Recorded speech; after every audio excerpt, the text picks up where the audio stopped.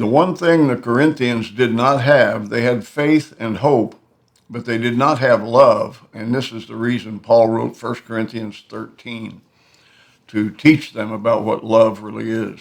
1 Corinthians 13 is a great passage to read for a wedding. 2 Corinthians is a completely different book written by Paul.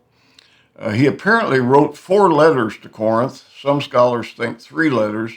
We may have either 2 or 3 of them in 1st and 2nd Corinthians. But when you look at 2 Corinthians, I think the main thing you see in the first chapter is that God comforts us so we can comfort others. And when you go on through the book, one of the greatest teachings in the book is in chapters 3, 4, and 5.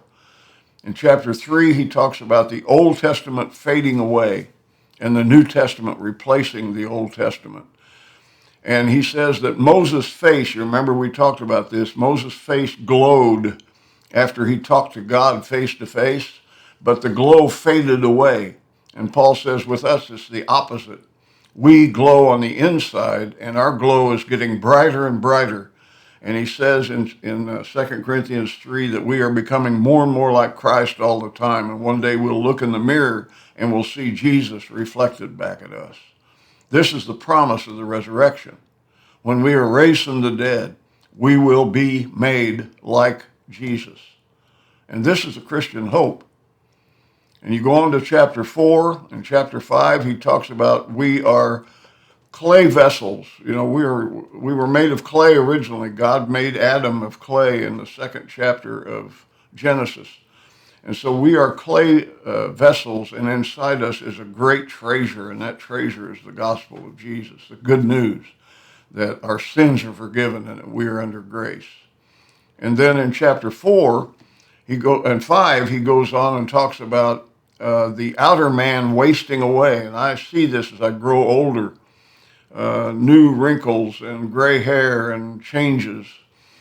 And yet inside, I'm being renewed every day according to the image of the Creator. The second major thing that Paul talks about in this book, besides his great ministry, is raising money for the people in Jerusalem.